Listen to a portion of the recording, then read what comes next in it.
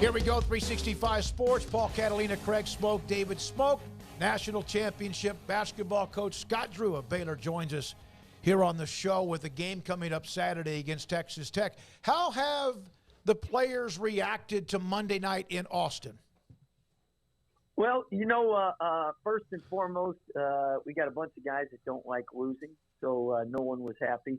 And at the same time, I think having a couple days to practice now, we definitely have found some areas we can improve. Last time we lost 3 in a row. We were able to really take a step forward as a team. Hopefully we don't have to lose 3 in a row to do the same. But I know we've identified areas we got to get better in, and hopefully we can do that now for the second half of conference. Scott, how do you judge the first practice after a loss? Like, what do you look for when you want to see the guys come out there? You said they don't like losing. Do you have, like, a mental checklist of, like, I want to see how they respond the next time we get out on the floor? It's really usually you're coming off a day off if it's a big Monday game. So usually you have a film session. If you won, it would be a more enjoyable film session because we always rather learn after wins rather than losses. But after that, the important thing is, do the players take what was shown in film and try to improve those areas? And we were able to do that, and that practice to me was a win. Whenever you can take what you identify areas we need to work on, we need to improve. Always starts with the coaches. We got to put them through reps and practice what we want, and then it's up to them to carry that out. And I thought we did that well yesterday. Today wasn't as good a practice as yesterday, but you deal with 18 to 22-year-olds. Usually you don't get a bunch of great ones in a row. Scott, can you try and explain just the difficulty of that turnaround into Big Monday, going from playing Kansas, a top 10 team, the grind and the fight with Arkansas, and then having to, basically just catch your breath and go right into going and playing in Austin? How difficult is that, having that crowded schedule and turnaround? Well, I know we have a top 5 toughest schedule on the net, on the net analytics. We have the second most, I don't know where it's at now, but the second most quad 1 wins. And when you play those hard-fought games, it can beat you up mentally and physically. But at the same time, that's why the players come to Baylor, because they want to play against the best. They want to be the best. They want to beat the best. So you're able to do that and have that opportunity each and every night in the Big 12. And that's why, quite frankly, the home court advantage is so critical, because on nights where you're a little flat, the home fans really give you that lift. And I thought Texas had an emotional game at Tennessee, and their crowd did a great job giving them a lift on Monday night. And that's why it's really hard to win on the road in the Big 12.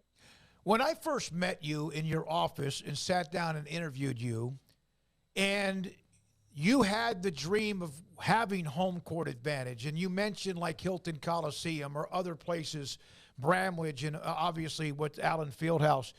It's not that way every game, but this year it does seem as if, or there has been because of your success. Do you feel like you're getting closer to that? 100%. I think marketing and the Baylor people have done Michaela and her group, Aaron Bean and Noah, done a great job with fan involvement. Our fans are involved. They have fun. The atmosphere is so much better. It's obviously a lot louder.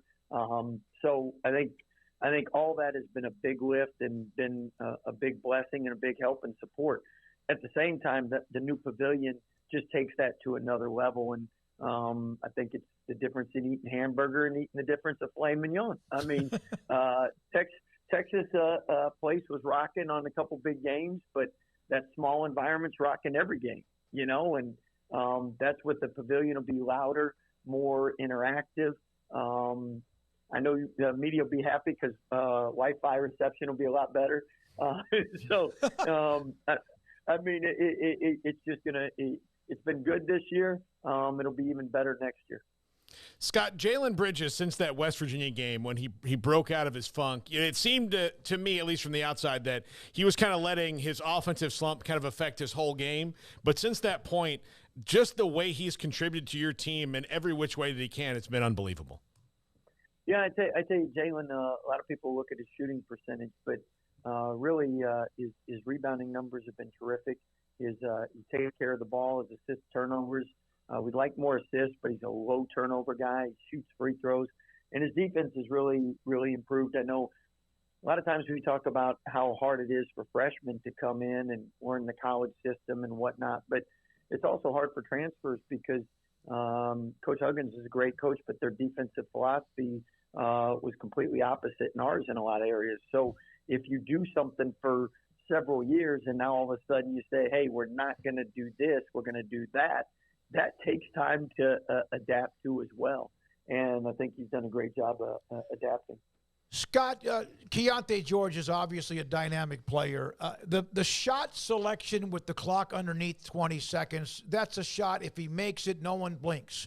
That seemed, at least from my perspective, he was hot, but it seemed like that you could have gotten a better shot. How do you handle that moment? Well, that's as a head coach, first thing is what could I have done better, and I should have called timeout. So I kicked myself for not doing that. And in the future, we'll be better prepared if we don't have a timeout. And if we do have a timeout, we'll be prepared as well. So a lot of times you don't know until you know, and sometimes we all know at the same time. Isn't that one of those things that makes him who he is, though? That he's not – he knows that he wanted that shot, and sometimes he's going to make it. Yeah, that's such a fine line in coaching, and you never want to take the aggressive, confident behavior away. At the same time, as a coach, you want to educate. And our job is we have great scorers, we have great shooters. If we get them great shots, their numbers are great. If we don't get them great shots or they take bad shots, their numbers aren't as good. So that's the give and take. Keyonte has a knack for making big shots. And the question is, in 20 seconds, if we'd called timeout, could we have gotten him a better look than that and given him a better chance to make it? That's the question, you know? So, but the fact that he has a desire to take game-winning shots and he has a great ability to make them. He's made more than he's missed in practice. So we all have confidence in him. I guess the key for all of us moving forward is each and every game we want to be better at what we do. The best three-point shooters usually make 45% of their shots. So you're going to miss 55 out of 100. Better have people in rebounding position to get those.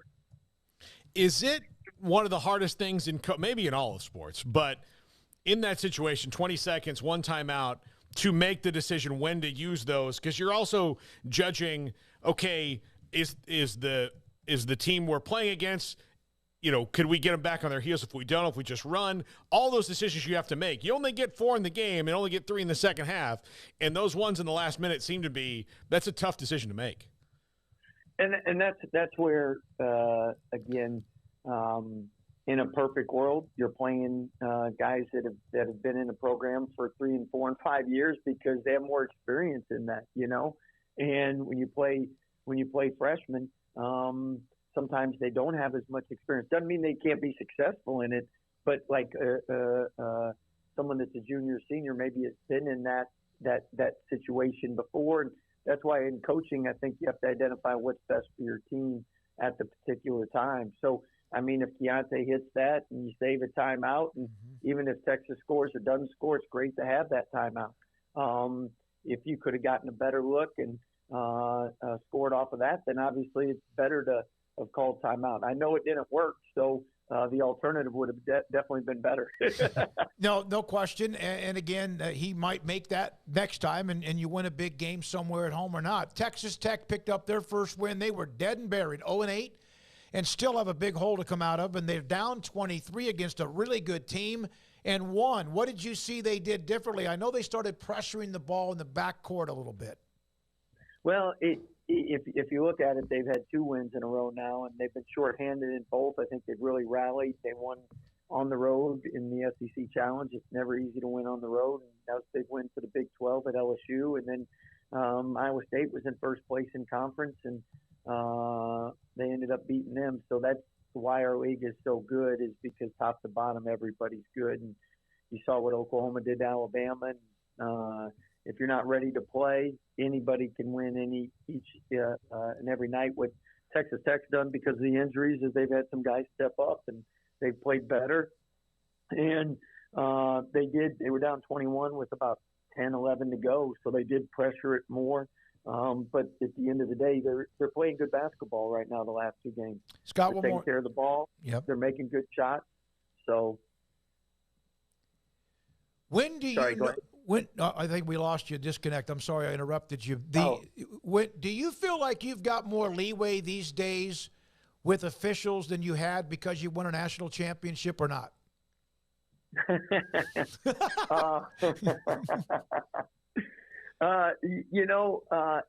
the end of the day, we officiate every day in practice, so we understand how tough officiating is, and we're glad we don't do it for a living. At the same time, the Big 12 does have the best officials, and you say, well, how do you know that? Because in the NCAA tournament, we have more, and they advance further than the other leagues. So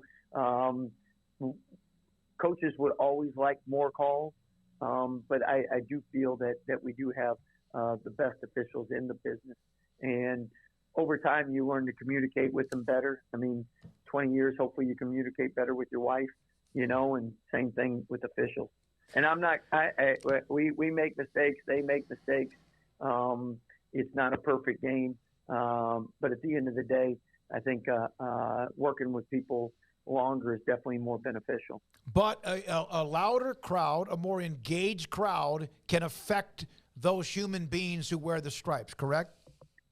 Most definitely. Yep. So I give you a perfect example. Until officials are robotic and not human, crowds will have an impact. And they have a lot more impact than coaches. So the better our crowd, the less I got to do.